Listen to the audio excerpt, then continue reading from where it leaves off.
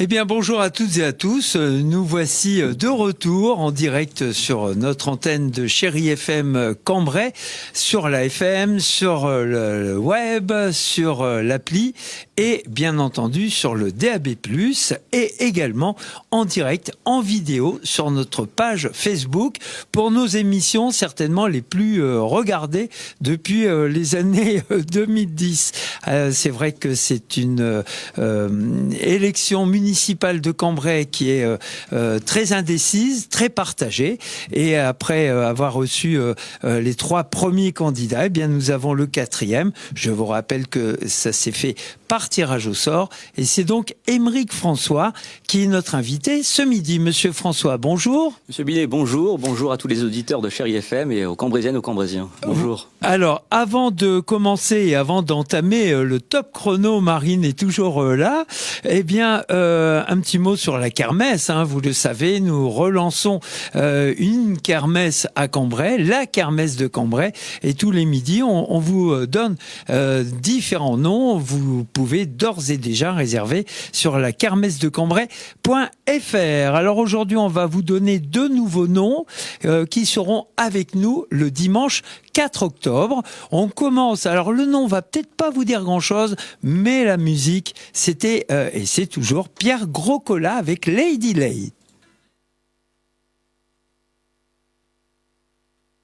Il sera avec nous, avec Stone et Chardenne, avec Jonathan Dassin, le fils de Joe Dassin, avec également un autre artiste qu'on vous donnera demain, avec également les Bavarois. Et nous aurons le même jour la légende Bonnet M.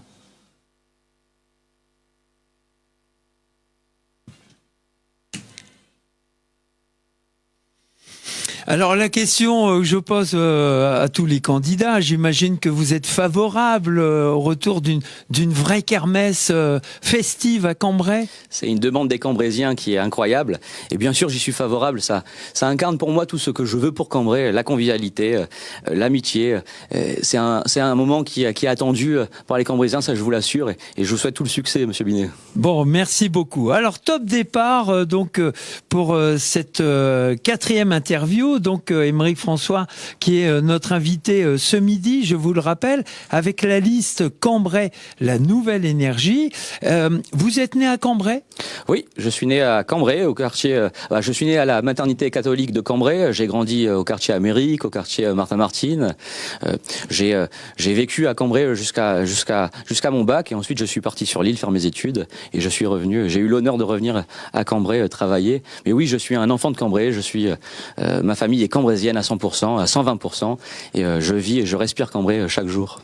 Alors vous avez été directeur de cabinet de François-Xavier Villain. En quelle année avez-vous pris votre fonction ? J'ai pris ma fonction en 2019 et voilà, j'ai démissionné en août 2025. Ça a été un honneur, ça a été une fierté d'être aux côtés de ce grand homme qui a été un maire vraiment formidable pour la ville. C'était un homme qui avait des valeurs, des convictions. C'était un homme qui avait une certaine façon de faire de la politique que j'ai appréciée, que j'apprécie et qui incarne pour moi l'élu parfait qu'a besoin Cambrai. Voilà. Alors, est-ce que vous considérez de ce fait que vous faites partie de la majorité municipale sortante? Je suis issu, je suis issu de la même, oui, on peut dire ça, de la même famille politique. J'ai appris une façon de faire de la politique à ses côtés en étant directeur de cabinet. Mais oui, je suis sorti de la majorité actuelle parce qu'il y a eu des désaccords. Vous y reviendrez peut-être. En tout cas, oui, j'ai peut-être la même origine, mais chacun prend son chemin ensuite. Voilà. D'ailleurs, il faut noter, comme pour tous les candidats, on a les programmes en main. Il faut noter que lorsqu'on regarde votre liste qui vous accompagne, il y a trois 3 personnes qui faisaient partie de l'équipe de Monsieur Villain. Oui, il y a Michel Barkoviak, qui est lui en charge actuellement des associations patriotiques et du devoir de mémoire. Il y a Marcel Flamin, qui est en charge de la médiation et des questions sportives. Et puis j'ai Benoît Vaillant, qui était en charge des questions de l'agriculture, l'environnement, et qui m'ont rejoint dans cette aventure. Ce sont la plupart il y a Benoît Vaillant qui voulait complètement arrêter la politique parce qu'il avait une affection incroyable pour François-Xavier Villain, et quand celui-ci est malheureusement parti, il a voulu arrêter. Et puis oui, il m'a rejoint. Michel Barkoviak et Marcel Flamin voulaient continuer, mais ils se sont aussi retrouvés en désaccord avec le candidat qui est aujourd'hui en tête de liste de la majorité. Alors c'est plutôt eux qui sont venus vers vous plutôt que vous qui les avez débauchés. On a eu une discussion, je sais plus comment ça s'est fait concrètement, mais quand ils m'ont fait savoir que ça leur posait problème de repartir avec Monsieur Ziegler, on a discuté, et puis voilà, ça s'est fait comme ça. Ce sont des hommes de valeur, ce sont des hommes de conviction également, comme moi, et je suis très content de les avoir dans mon équipe, parce que ce sont des gens qui connaissent complètement les rouages de la municipalité et le fonctionnement de la mairie. Voilà, Michel Barkoviak a montré, suite au décès de Christian Denain, qu'il était capable de gérer des dossiers d'ampleur, notamment avec la bataille de Cambrai. Enfin voilà, ce sont des gens qui ont montré de quoi ils étaient capables, et je suis très content de les avoir dans ma liste. Et alors pour le reste de la liste, quel qualificatif donneriez-vous à toute votre équipe ? On est une liste, on est une équipe proche des gens. Moi, je dis souvent, ils sont comme vous, ils vous ressemblent. On est l'image parfaite de Cambrai. J'ai une liste plurielle. Alors plurielle, on touche à toutes les générations. Le plus jeune a 18 ans, la doyenne a 75 ans. On touche toutes les générations. J'y comptais, parce que qui de mieux qu'une personne âgée pour parler des soucis que rencontrent les personnes âgées, et qui de mieux qu'un jeune de 18 ans pour parler des attentes, des besoins, des soucis de la jeunesse. Donc sur les générations, on représente également tous les quartiers de Cambrai. Et ça, j'y tenais absolument qu'il y a à chaque fois des référents par quartier. Parce qu'encore une fois, qui de mieux que quelqu'un qui habite le quartier Martin-Martine pour parler des soucis, des besoins, des attentes du quartier Martin-Martine, etc. Et j'ai aussi eu la volonté d'avoir une liste de gens qui incarnent toutes les compétences. Toutes les compétences. J'ai des soignants. Donc ils sont formidables, et puis on a monté dans notre programme une question sur la santé, une ambition pour la santé importante. J'ai notamment Frédéric Parmentier, je pense à lui à l'instant, qui a été policier national pendant 35 ans, il a protégé les Français, et donc toutes les compétences sont réunies pour gérer une ville. J'ai pour les finances une ancienne inspectrice, elle est toujours inspectrice des impôts, donc la rigueur financière budgétaire, elle la connaît parfaitement. Non, je suis très content de cette liste. C'est une liste formidable, une liste de gens simples, qui n'ont pas d'ambition politique, qui n'ont pas d'ambition partisane. Et je suis fier parce que ils incarnent pour moi ce que doit être une équipe pour la ville, pour Cambrai. Il n'y a aucune personne qui est engagée politiquement. J'y tenais absolument pour avoir cette neutralité.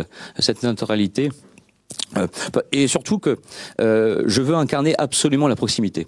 Donc j'ai notamment des différentes personnes investies dans les associations de la ville, dans les comités des fêtes. Et puis voilà, je voulais incarner absolument la proximité, proche des gens, et leur ressembler. Vous savez, être maire ou être élu d'un conseil dans un conseil municipal, c'est pas être au-dessus, c'est être à la même hauteur des Cambraisiennes et des Cambraisiens. Et c'est ce que j'ai voulu absolument incarner. Tous les visages sont connus. Tous les gens de ma liste sont connus, et ils sont reconnus parce qu'ils ont montré déjà par leur efficacité, par leur présence sur le terrain, de quoi ils étaient capables. Et oui, je suis très fier qu'ils se soient engagés et qu'ils aient passé le pas de se présenter avec moi. Je le dis toujours, qu'y a-t-il de plus beau de s'engager pour sa ville ? Eh bien voilà, pour les autres, eh bien je les remercie encore. Alors finalement, qu'est-ce qui vous a empêché de partir avec Nicolas Ziegler ? J'avais pas du tout l'ambition de me présenter en tête de liste et de constituer ma liste. Je me suis lancé en début décembre. Le 5 décembre exactement. J'avais pas du tout cette volonté. Je voulais rejoindre les rangs de Nicolas Ziegler, sauf que j'ai des valeurs, sauf que j'ai des convictions. Sauf que j'ai une façon de voir la politique et davantage municipale qui n'est pas en osmose, en adéquation peut-être avec, sûrement avec lui. Chacun fait ce qu'il veut, on est en démocratie. Chacun fait ce qu'il veut, chacun fait les choix qu'il souhaite. Mais moi, voilà, vous savez, j'ai un mentor politique, en tout cas idéal, qui s'appelle Philippe Séguin. Pas de compromission. Et oui, la question de Monsieur Le Rouge j'avais fait une démarche écrite à Nicolas. J'avais fait pour lui dire, lorsque j'ai eu des bruits de couloir, que il était en train d'avoir des discussions avec lui. Moi, je pouvais pas accepter ça pour différentes choses. Le seul point, vous le savez, il a été opposant à François-Xavier Villain, oui. Et puis un opposant qui a été dur, et j'invite à... Vous savez, il y a 2-3 jours, il y a une personne âgée, qui est venue à ma permanence, et qui m'a déposé, déjà en me disant qu'elle allait voter pour moi, je l'ai remerciée, et puis elle sort de sa poche 2-3 photocopies des Cambrésiens, des premiers Cambrésiens qui sont sortis dans le mandat 2020-2026. Et quand je vois la hargne, même la médiocrité, si je peux dire, des écrits qui ont été faits sur François-Xavier Villain à l'époque, je suis content d'avoir fait ce choix parce que par Monsieur Le Rouge. Par Monsieur Le Rouge. Je me souvenais absolument plus des mots, et puis elle m'a même sorti, cette personne âgée, une publication sur Facebook. Enfin, chacun fait ce qu'il veut. Enfin, moi, c'est pas mes convictions, c'est pas ma façon de voir les choses, et je pouvais pas m'asseoir à sa table. Je suis conscient qu'il faut rassembler, mais je peux pas me rassembler avec n'importe qui. Et encore une fois, je ne voulais pas non plus avoir une étiquette politique. Personnellement, je n'ai jamais été d'accord avec les idées d'Emmanuel Macron. Je ne voulais pas avoir cette étiquette macroniste à coller. Je suis encarté je suis dans aucun parti politique. La sous-préfecture a noté comme étiquette divers droite. Oui, alors j'arrive pas à la comprendre parce qu'en plus j'avais signé le jour où j'ai ramené les documents de ma liste, j'avais signé la case apolitique. Enfin, j'étais même avec le parti animaliste. Oui, mais il en faut absolument. Il en faut une absolument. Les règles sont ainsi faites, et elles sont pas toujours les plus justes. Je sais pas sur quoi ils se sont basés. Est-ce que c'est le fait que j'ai été le directeur de cabinet de François-Xavier Villain? Est-ce que c'est le fait que je sois attaché parlementaire aujourd'hui d'Olivier Henno? Enfin, je sais pas. Je sais pas sur quoi ils se sont basés pour me mettre cette étiquette. Mais en tout cas, j'ai absolument ce désaccord profond avec la politique d'Emmanuel Macron.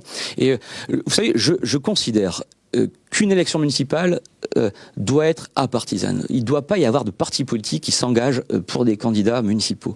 Que ça soit même du côté de l'extrême droite, je n'arrive pas à comprendre. Hier, ce monsieur a fait un meeting où il a fait intervenir différents députés partisans. Enfin, je n'arrive pas à comprendre qu'on donne du sens politique avec des partis politiques dans une élection municipale. Moi, j'y suis pas favorable. Je trouve même que ça devrait être interdit. Et c'est pour ça que je n'ai pas voulu de parti politique. Je ne voulais pas avoir cette ambition. Je suis d'accord qu'il faut rassembler, Monsieur Binet. Ouais.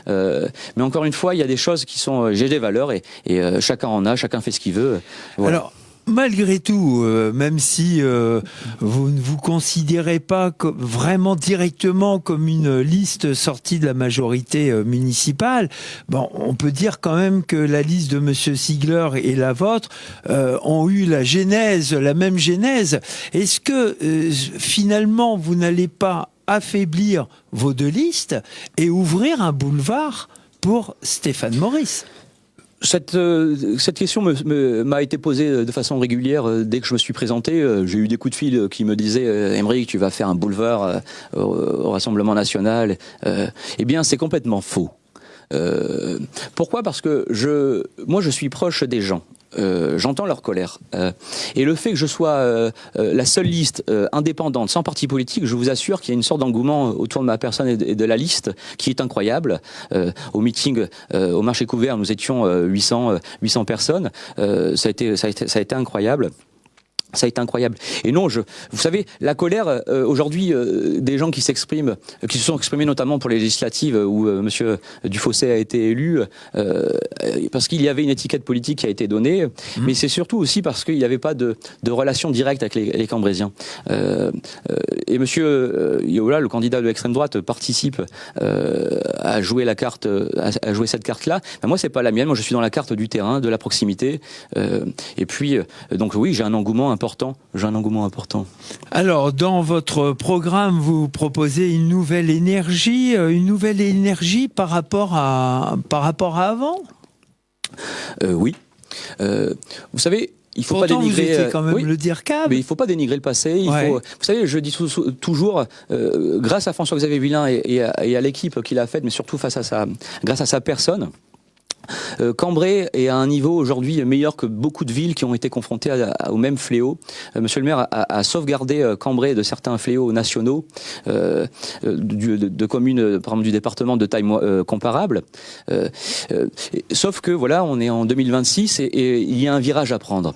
Et quand je dis énergie, eh bien je veux que Cambrai, j'ai l'ambition que Cambrai devienne une ville encore plus moderne. Oui, il y a des choses qui ont été faites et c'est pas me connaître. Je ne critique absolument pas ce qui s'est fait, je le soutiens. Il y a eu des choses qui ont été formidables, il y a des choses qui ont peut-être pas été faites parce qu'on peut pas tout faire dans un mandat. Mais en tout cas, voilà, j'ai cette ambition de renouveau, de donner un sens nouveau à la politique à Cambrai. Vous savez, moi, la question de la modernité d'une ville moderne, c'est quelque chose qui me tient particulièrement à cœur. Et alors, c'est quoi une ville moderne ? Bien, une ville moderne, c'est une ville qui est dans son temps, une ville connectée. Une ville qui parle à tout le monde. Quand je dis qu'il parle à tout le monde, forcément, vous savez, on est dans une société qui s'individualise de plus en plus. Donc, il y a un nouveau lien à créer avec les citoyens. Et la modernité, eh bien, on l'a sur la question citoyenne, avec la transparence, avec la participation, ce qu'on appelle la démocratie participative. Les Cambraisiens, comme les Français, veulent participer davantage aux choix politiques, au choix de l'avenir de leur collectivité. Et bien, moi, j'y suis favorable de leur donner notamment la parole, beaucoup plus souvent, de les entendre. Je veux constituer des conseils de quartier. Je veux demander l'avis des Cambraisiens avant de décider. C'est important, c'est important. Il y a une attente. Et ça, c'est de la modernité. La modernité, elle est aussi dans les projets à mener, notamment sur la question du numérique, sur la question de la voirie. Vous savez, on se déplace plus comme on se déplaçait hier. Le stationnement, c'est une question qui revient sur la bouche de tous les candidats. Le stationnement à Cambrai a été fait parce qu'à l'époque, a été fait en prenant en considération qu'à l'époque, il y avait un seul véhicule par famille. Ah, il n'y avait pas autant de voitures. Souvent, c'est les hommes qui conduisaient. Connu. Ce sont les hommes qui conduisaient. Ouais. Mais maintenant, voilà, et tant mieux. Tout le monde. Donc, sauf que dans certains foyers, il y a maintenant 3, voire 4, voire 5 voitures. Et donc, ça prend, dans des appartements ou dans des rues qui sont assez tendues au niveau du stationnement, eh bien, c'est des questions. Et quand je dis une ville moderne, eh bien, il faut se réadapter. Il faut se réadapter parce que le monde avance vite. Et c'est ça que je souhaite incarner, notamment au niveau de la convivialité et de toutes ces questions. Alors, quand on regarde votre programme, alors forcément, les 4 candidats ne vont pas être d'accord, mais sincèrement, et j'ai lu l'article de nos confrères de La Voix du Nord, ils mettent à peu près la même chose aussi. Il y a beaucoup de similitudes dans vos 4 programmes, l'un avec l'autre. Quelquefois, on retrouve les mêmes idées pour les 4 candidats, ou au moins pour 3 candidats. Alors, finalement, qu'est-ce qui va vous démarquer ? Déjà, c'est que c'est rassurant. Enfin, c'est qu'on a un diagnostic, qui est commun. Enfin, voilà. Et après, il y a différentes sensibilités, différents sentiments, différentes priorités pour certains candidats. Moi, j'ai pas les mêmes priorités que les autres candidats. Quand vous me demandez ce qui me différencie, moi, je veux notamment lutter de façon absolue contre l'isolement. Sur 2 populations, les personnes âgées. Ça serait votre premier chantier, entre guillemets ? Oui, je veux absolument faire une cartographie de toutes ces personnes isolées, que ce soit les personnes âgées ou les jeunes. Pourquoi ? Parce que je pense à la question de la santé. Il y a 6500 médecins, il y a 6500 Cambraisiens qui sont sans médecin généraliste aujourd'hui. Répertorié entre guillemets par l'ARS. C'est un sondage. L'agence régionale de santé. Eh bien, moi, toutes ces personnes-là qui sont seules, qui n'ont pas de médecin, qui sont en rupture de soins, je veux aller à leur rencontre. Vous savez, j'ai été notamment à la résidence Les Martigues il y a quelques jours, et je rencontre une dame qui me dit cette phrase depuis François-Xavier Villain, il est parti, on est les oubliés. Moi, ça me touche cette phrase, ça me questionne, et c'est vrai que je veux, c'est la première action qu'on lancera, ça sera de cartographier toutes ces personnes et aller à la rencontre, notamment les jeunes. C'est quand vous me demandez la différence différenciations que j'ai par rapport à les différences que j'ai par rapport aux autres candidats, j'ai un sujet qui me tient à cœur absolu, c'est le bien-être mental, la santé mentale des jeunes. Vous savez, il y a eu, j'ai participé à une conférence il y a quelques semaines où on m'exposait le taux de tentative de suicide des jeunes à Cambrai, qui est alarmant. Vous savez, quand un jeune fait une tentative... Mais c'est pas propre à c'est pas propre à Cambrai. Hein. Mais si on peut mettre les moyens pour résister davantage à Cambrai, je le ferai. Et moi, ça me touche parce que quand un jeune fait une tentative de suicide, quand un jeune se sent dans un mal-être absolu, eh bien, ça met en péril les parents, les grands-parents. Et ça, c'est quelque chose qui me tient à cœur. J'ai dit d'autres différences. Enfin, je veux, moi, davantage axer sur la convivialité. Vous savez, un maire, forcément, il doit avoir des dossiers lourds. Il va aller, le canal Seine-Nord, le data center qui va arriver, tous ces projets d'envergure qui créeront de l'emploi, et tant mieux. Mais j'ai une autre façon aussi de voir les choses. Moi, je préfère commencer par le bas, par le terrain, par le quotidien des Cambrésiennes et des Cambrésiens. Et c'est ça ce qui m'importe le plus. Et bien sûr, un maire, il doit avoir des dossiers lourds, il doit gérer des dossiers lourds, mais il doit aussi gérer les dossiers du quotidien et faciliter la vie des Cambrésiens. Voilà. Bon, on va faire un petit pointage avec Marine. On est à 17 minutes. Alors, tu remarqueras, Marine, qu'à chaque fois que je te pose la question, on est toujours autour des 20 minutes. Donc, on est bon dans notre timing. Considérez-vous que votre jeunesse, vous avez 30 ans, est un atout ou un handicap pardon, ou un handicap pour être maire de Cambrai? Si je n'avais pas les compétences, si je n'avais pas le savoir des rouages de la mairie, si je n'avais pas les connaissances de comment fonctionne une mairie, bien sûr, ça serait un handicap. Mais j'ai les compétences, j'ai les connaissances, j'ai le savoir des rouages institutionnels, j'ai le savoir des services de la mairie à qui je pense, et je rends hommage aux agents municipaux qui travaillent chaque jour sur le terrain, qu'il faut respecter davantage, qu'il faut mettre en avant davantage. J'ai tout ce savoir-là. Vous savez, il n'y a personne qui peut me donner une leçon de compétence. Il n'y a personne qui peut me donner une leçon de compétence. J'ai 30 ans. Oui, enfin, ça pourrait peut-être paraître jeune pour certains. Sauf que pour moi, je pense que c'est une chance. Vous savez, il y a de plus en plus une jeunesse qui veut s'engager, parce que le monde de la politique est vieillissant. Enfin, vous savez. Oui, mais le monde, la France est vieillissante. La France est vieillissante. On a un problème de natalité important. Mais il faut aussi renouveler les hommes politiques. Il faut des idées neuves. Il faut des têtes neuves. Vous savez, on peut pas avoir cette ambition de rester dans un fauteuil de façon longue dans le temps d'aujourd'hui. Quand je dis ça, bien sûr, je ne confronte pas du tout François-Xavier Villain qui est resté, et heureusement qu'il est resté autant de temps pour sauvegarder la ville. C'était une autre époque. C'était une autre époque, certes, mais heureusement qu'il a été là, heureusement. Comme Marianne Delevallée qui a pris sa succession, heureusement qu'elle a été là pour jusqu'à la fin du mandat pour sauvegarder les choses. Mais aujourd'hui, on peut pas avoir cette ambition de rester. Ce qui me différencie notamment avec la liste dont vous parliez tout à l'heure. Enfin, lorsque je sais qu'il y a des élus que ça fait 30 ans qu'ils sont là, eh bien, il y a un moment, il faut. Les Cambrésiens attendent. Quand je dis de prendre ce virage de la modernité, ils attendent des idées neuves et des têtes neuves.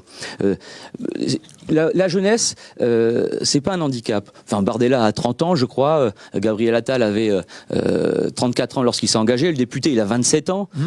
Donc les Cambrésiennes et les Cambrésiens et les Français, au-delà, font confiance à la jeunesse parce que j'ai une nouvelle énergie, j'ai une façon de voir la politique différemment. Il faut faire autrement, il faut faire différemment et la jeunesse est un atout pour cette question-là. J'ai cette énergie incroyable et cette fougue. On me dit souvent, Monsieur François, calmez-vous. J'ai cette fougue incroyable qui est accolée à mon corps. Oui, les autres candidats ne l'ont pas cette fougue. Et moi, je l'ai. J'aime bien casser et rentrer dans les portes. Lorsqu'on me dit que c'est impossible, eh bien j'y vais. Bon. Alors moi, je voudrais revenir justement au niveau de votre programme. Comme les trois autres candidats, il y a des idées fantastiques en tant que Cambrésien, mais on a hâte, surtout maintenant avec certaines photos grâce à l'IA, on réalise ce que pourrait être le projet une fois terminé. Mais la question que je pose à chaque fois, Comment faites-vous? Est-ce que vous avez gagné au tiercé pour financer tous ces dossiers-là? J'aimerais bien. Ouais. J'aimerais bien. C'est le nerf de la guerre, l'argent, bien sûr, bien sûr. Vous savez, gérer une mairie, c'est gérer les finances d'une mairie, c'est gérer comme les finances en beau-père de famille. Gérer les finances d'une mairie, ben, c'est d'être vigilant, c'est prioriser. Vous savez, je prends le cas par exemple du boulevard Paul Bezin, c'est 800 000 euros. Eh bien, c'est des coûts importants. C'est des coûts importants. Bien sûr, il faut être précautionneux. Bien sûr, il faut faire attention à la dépense. Enfin, je l'ai mis dans mon tract.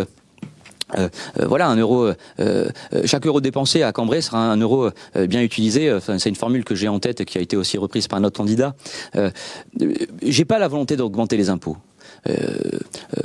Moi, je veux davantage... Alors, comment vous faites pour avoir cet argent-là? Vous allez chercher des subventions, vous augmentez les impôts indirects? J'ai la municipalité précédente, et encore une fois, que ça soit François Xavier Villain et Marianne Delevallée, je souhaite les remercier parce que au niveau, ils ont eu une rigueur budgétaire incroyable. En 2024, on est sorti de cette gestion avec 4 millions d'euros d'excédent. Là, en 2025, on aura 3 millions d'euros d'excédent. On s'est pas enflammé sur des dépenses, sur des choses inutiles. Bien sûr, il faut aller chercher les subventions. Vous les avez citées l'autre fois. Il y a différentes collectivités, que ce soit de l'Europe jusqu'au département, à aller chercher des subventions. Et quand je dis ça, eh bien, demain, si j'ai un gros projet pour la ville de Cambrai, eh bien, on peut se baser sur un minimum de subventions. Je crois qu'à la ville de Cambrai, monsieur le maire, en tout cas dans son esprit, c'était 50% minimum de subventions pour participer. Et si on les avait pas, ces 50% minimum de subventions, on n'allait pas vers le projet. Bien sûr, il faut avoir cette possibilité de subventions. Ensuite, il y a aussi différentes ficelles à tirer pour être entre guillemets mieux. Enfin, la question du stationnement, la question notamment des taxes de séjour, je pense. Vous savez, j'ai rencontré il y a quelques jours un hébergeur, quelqu'un qui tient une chambre d'hôte devant le musée de Cambrai, rue de l'Épée, et qui me disait: Monsieur François, je suis favorable à la taxe de séjour. Si vous, demain, je ne sais pas à combien il met sa nuitée, mais si demain on rajoutait 3-4 euros d'une taxe de séjour... Pour l'instant, il n'y en a pas. Pour l'instant, il y en a pas. Si on rajoutait cette taxe de séjour, ben voilà, ça fait encore des petits ruisseaux qui peuvent permettre des grands fleuves ensuite. Voilà, il y a des choses à faire. Il y a peut-être aussi des dépenses qui sont inutiles. Enfin, des choses à revoir, une autre façon de voir. Mais encore une fois, il faut faire confiance aux agents municipaux, aux services, et là je pense aux services financiers. Quand j'entends l'hérésie de faire un audit sur les finances publiques de la mairie, enfin on n'a pas besoin d'audit, on a des gens qui sont là compétents à la mairie de Cambrai pour gérer les finances de la ville. On a la Cour régionale des comptes qui vient voilà tous les 4 ans, je crois, tous les 4-5 ans, faire eux-mêmes un audit de la mairie de Cambrai. Enfin voilà, tout ça est contrôlé, tout ça est surveillé. On est dans une hérésie totale lorsqu'on pense qu'on peut dépenser comme on veut, etc. Bien sûr, il faut prioriser des projets. Vous savez, le programme, c'est fait pour être alléchant. C'est fait pour aussi donner une dimension politique, une dimension d'une façon nouvelle de voir la ville.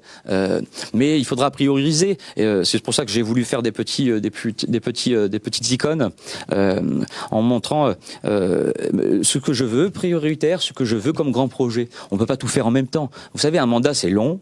Il y aura des choses qui sont à voir. Va vite, 6 ans. Ça peut aussi aller vite. Le temps de mettre en route un projet. Mais bien sûr, parce que souvent les 2-3 premières années, c'est là où on étudie les projets, où on constitue les dossiers, et puis ensuite c'est là où on rentre dans le concret. La place Robert Leroy, elle a été finie très récemment, alors que c'est un projet qui était d'emblée en 2020 et qui a pris du temps à rentrer dans les études. Mais vous voyez, je veux rassurer les Cambraisiennes et les Cambraisiens sur cette question financière. J'ai la maîtrise, encore une fois, si demain, quand je serai élu maire avec mon équipe, et je vous le disais tout à l'heure, j'ai une ancienne inspectrice, des impôts quand je dis ancienne, c'est parce qu'elle est en reconversion pour devenir avocate, mais elle a été 15 ans inspectrice des impôts à Cambrai. Voilà, cette rigueur administrative et budgétaire, elle l'a de façon absolument. Bon, alors, il y a un sujet dont on a parlé avec au moins 2 des 3 candidats qui sont déjà venus, c'est celui de la sécurité. Donc, je voudrais revenir, zoomer sur ce sujet-là. Qu'est-ce que vous faites ? Vous augmentez le nombre de caméras, vous augmentez le nombre de policiers municipaux ? La sécurité, c'est ce qui permet de bien se sentir dans sa ville. Oui. Les Cambrésiens ont mis en avant cette demande à Cambrai. De dire qu'il n'y a pas d'insécurité à Cambrai, c'est faux. Il y en a une insécurité routière. Il y a des cambriolages. J'ai encore vu dans la presse quelques jours, il y a une voiture, des voitures qui ont été brûlées dans le quartier de Martin-Martine. On l'a arrêté. On l'a arrêté. La police tant mieux. nous a envoyé un communiqué de presse. La sécurité est la priorité des Cambrésiens. Donc il faut y répondre. Bien sûr, il y a des incivilités de plus en plus parce que les gens sont de moins en moins respectueux, ne respectent peut-être plus les institutions et notamment la police nationale. La sécurité est un enjeu majeur. Et moi, je vais y répondre parce que, vous savez, un maire, ça doit être ferme. Il y a des choses, il y a des comportements que je ne souhaite plus laisser passer. Je remercie les policiers municipaux existants, je remercie la police nationale existante, qui malheureusement résiste face aux volontés qui sont, je trouve, néfastes de l'État, qui donne de moins en moins de moyens à la police nationale, qui donne de plus en plus de tâches administratives. Vous savez, on me dit souvent, lorsque j'appelle la police nationale, elle ne vient pas. Et parce qu'ils sont obligés de prioriser. Ils reçoivent des directives qui leur imposent de moins être sur le terrain. Et ça va à l'encontre de la vocation d'un policier national. Moi, j'ai aimé beaucoup la police de proximité. Eh bien, la police municipale, c'est l'envie que j'ai avec la police municipale, une police de proximité. Une police qui soit à pied, à vélo, qui fasse les sorties d'école, qui se promène au jardin public, et moins une police qui se balade en voiture. Je veux, bien sûr, augmenter les effectifs de la police nationale. C'est pareil, c'est une hérésie municipale, pardon. Oui. Parce que nationale, j'ai pas de pouvoir dessus. Voilà, exactement, on est d'accord. Sauf à défendre et à demander davantage de renforts. Tout à fait, plus haut. Plus haut. Mais sur la police municipale, bien sûr que je veux, je l'ai mis dans mon programme, je veux augmenter les effectifs. C'est une hérésie de dire je passerai à 20. Enfin, c'est pas avoir la connaissance budgétaire pour se permettre de dire ça. Là, on est 7 actuellement. Moi, voilà, j'ai envie de les agrandir, de les doubler déjà dans un premier temps. On verra ensuite s'il y a un besoin encore de les agrandir. Mais oui, si on peut déjà avoir 14 policiers municipaux pour notamment être présents la nuit, pour être présents les week-ends, c'est là où il y a de plus en plus d'incivilité ou de comportements d'insécurité. Voilà, je veux agrandir les effectifs de la police municipale. Je veux notamment leur donner de nouvelles missions. Enfin, quand je dis ça, c'est que je suis favorable à la vidéo protection qui soit consultée sur des plages en direct, notamment le soir et le week-end. Vous savez, ce sera une réflexion que j'ai. C'est des projections quand je donne ça. J'ai des envies. J'ai l'envie de renforcer la police municipale et leur mettre les moyens à disposition. Mais il faudra que je réétudie ça avec les services de la ville et savoir jusqu'à où on peut aller au niveau budgétaire pour ne pas mettre en péril les finances ou un déséquilibre financier. Mais la fermeté, ça me tient à cœur parce que je veux rassurer, je veux qu'à Cambrai on continue à bien vivre, je veux qu'à Cambrai on continue qu'une femme puisse sortir tranquillement au jardin public. J'ai envie qu'il y ait moins d'accidents de voiture. Enfin, voilà, il y a une ambition ferme et là parce que Cambrai, si elle veut continuer à échapper notamment au fléau de la drogue, même si elle arrive la drogue, enfin le trafic de drogue est de plus en plus imposant à Cambrai parce que on est au centre d'axes autoroutiers. Eh bien voilà, on peut mettre tous des moyens pour résister et pour contrer tout cela. Bon, alors ce sont les élections municipales et communautaires. Demain, vous êtes élu maire, vous prenez la place de président de l'agglo ? Non. Non. Non. Je réponds non. clairement. Moi, j'ai le mérite de répondre franchement aux questions qui sont posées. Et alors, pourquoi Parce que je veux être un maire qui soit 100% disponible pour les Cambrésiens. Je suis pas un cumulard. J'ai pas envie Vous savez, la mairie de Cambrai, ça va demander déjà beaucoup de travail. Ça serait mon premier mandat. Donc il faut que je me donne à 100% pour la mairie de Cambrai, pour cette si belle mairie. Je serai un maire présent pour les Cambrésiens du lundi au dimanche. Et j'ai une nouvelle façon aussi de voir la politique à Cambrai, dans le Cambrésis.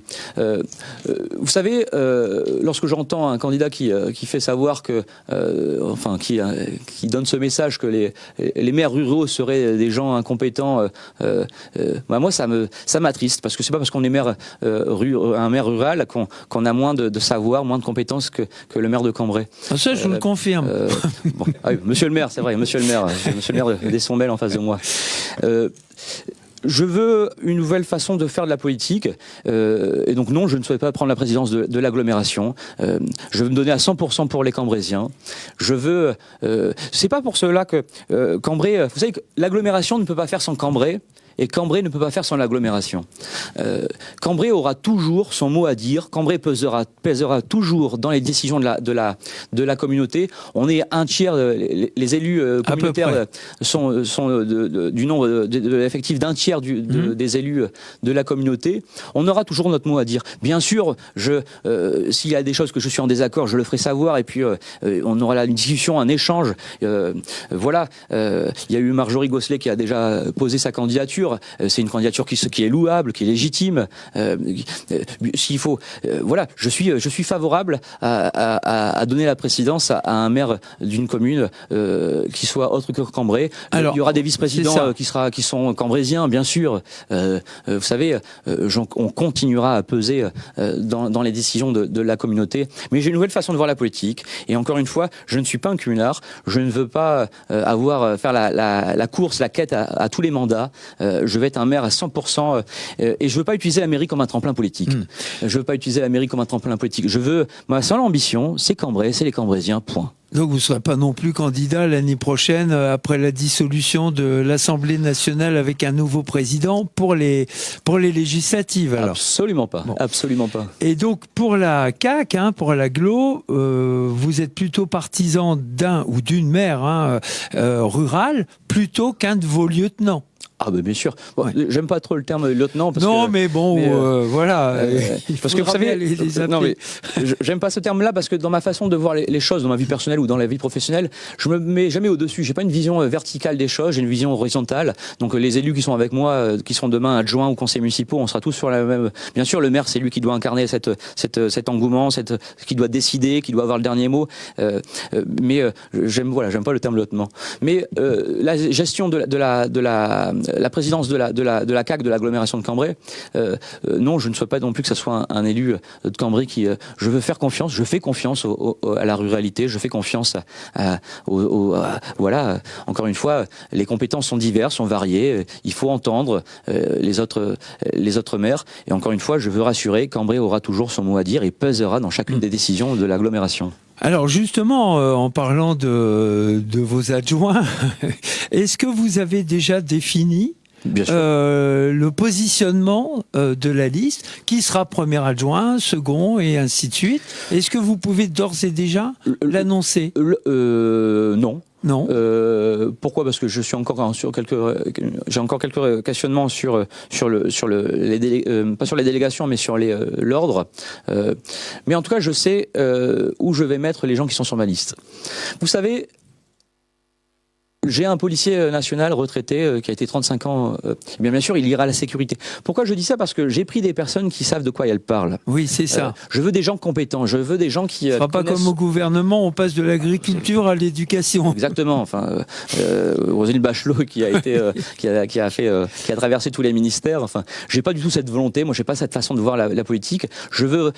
Et les Cambrésiens et puis même les Français au-delà veulent ça. Veulent des gens qui savent de quoi ils parlent. Des gens qui sont sont compétents. Frédéric Parmentier sait de quoi il parle. Sandrine Bleu sait de quoi elle parle lorsqu'elle parle de la sécurité. J'ai un professeur dans ma liste. Il sait de quoi il parle quand il parle des questions de l'université, des questions de l'éducation. J'ai des gens qui sont investis dans les milieux sportifs. Ils savent de quoi ils parlent, dans le milieu social, dans le milieu culturel. J'ai Martine Rath qui a été 40 ans au service des Beaux-Arts à la ville de Cambrai. J'ai Guillaume Tondeur, monsieur Tondeur qui a eu une carrière formidable dans l'entrepreneuriat, dans le privé, et qui sait de quoi il parle lorsqu'il parle des questions du commerce, des enseignes, des grandes enseignes. Moi, c'est une liste de gens compétents. Et bien sûr, et je veux leur donner ces délégations. Je vais être en osmose avec cette compétence. Et dessus, pareil, ça me questionne. Enfin, quand je vois qu'il y a dans une liste aucun soignant, ça me perturbe, parce que la santé est un enjeu majeur. On en parlait tout à l'heure pour Cambrai. Ici, quand il n'y a pas de médecin ou d'un soignant dans une liste, quelle ambition on donne pour la santé? Moi, j'ai une chirurgienne dentiste, j'ai un ostéopathe, j'ai une infirmière. Enfin voilà, j'ai une liste plurielle de gens de compétences formidables. Voilà.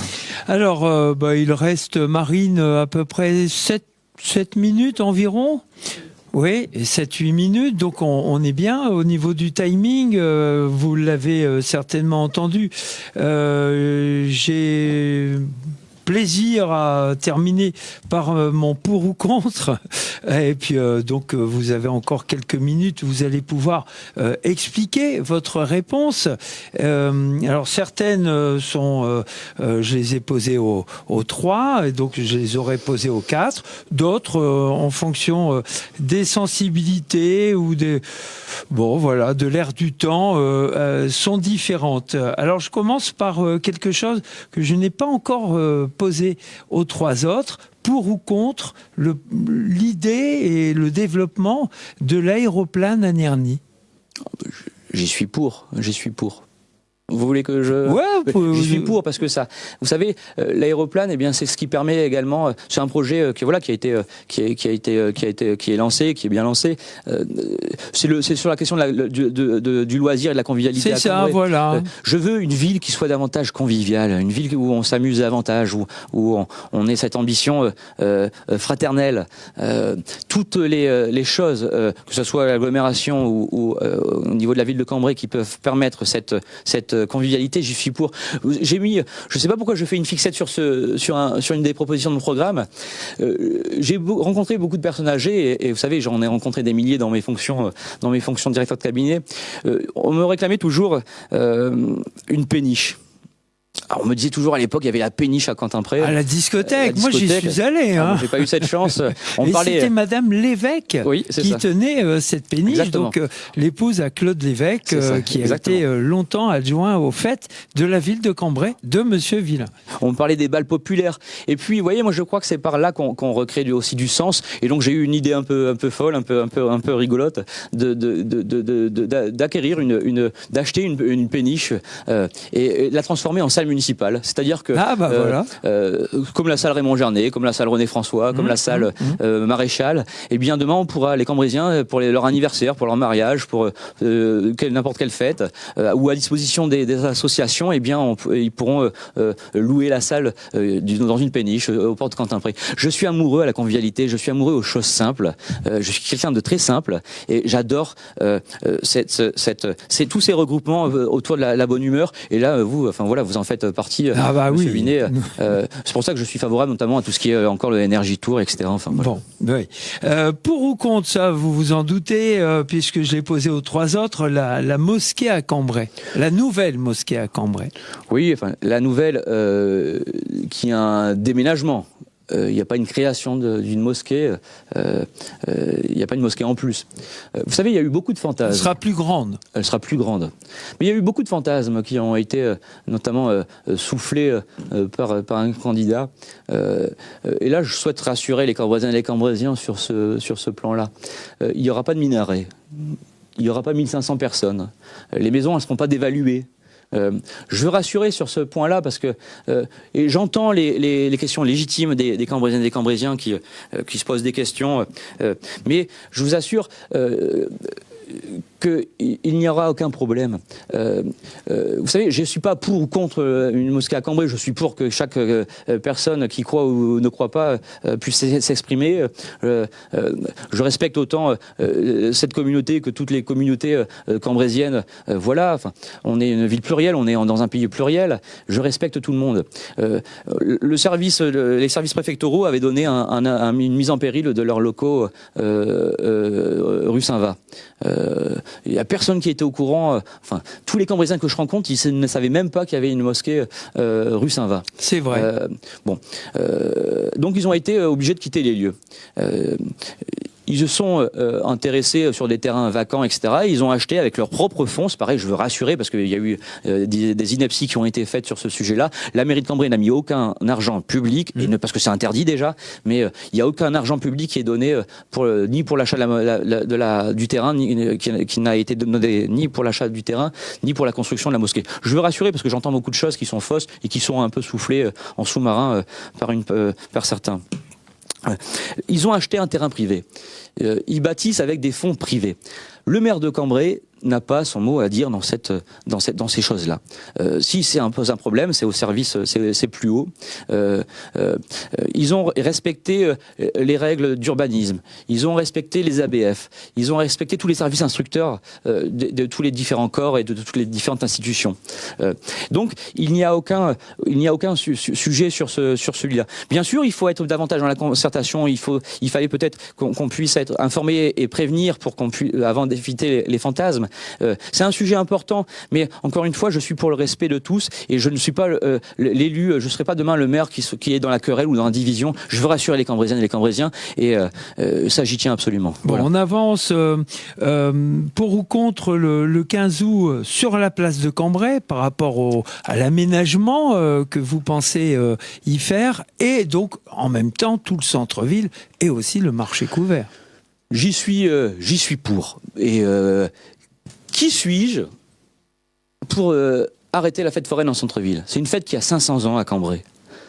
Qui traverse les temps, qui traverse les temps. Je suis favorable, j'aime la fête foraine à Cambrai et je pense à toutes ces familles qui n'ont pas la chance de partir en vacances et qui ont comme seule bouffée d'air, bouffée d'oxygène cette fête foraine. J'aime la fête foraine en centre-ville, c'est ce qui fait le charme de Cambrai, c'est son patrimoine, c'est ses traditions. Je veux les sauvegarder. Ce n'est pas parce que j'ai la dimension et l'ambition de rénover notamment la Grand Place. Que je veux interdire la fête foraine. Bien sûr, il faut que les forains respectent certaines choses. Il faut que, mais j'ai pas. Voilà, je veux garder la fête foraine en centre-ville. Bon. Voilà. Bien, nos amis forains seront rassurés par les discours de tous nos candidats. Une petite dernière pour la route. Vous êtes demain. Je pense que ce sera plutôt le 22 mars. Élu maire de Cambrai. On sait, il y a une petite proportionnelle, il y aura les têtes de liste au moins, ou la tête de liste de chacune des listes élues également au conseil municipal. Est-ce que vous tendez la main à Nicolas Ziegler pour qui reprenne par exemple la place de président de la CAC? Non, comme je vous l'ai dit, je veux que ça soit demain un élu d'une commune rurale qui reprenne la présidence de la CAC.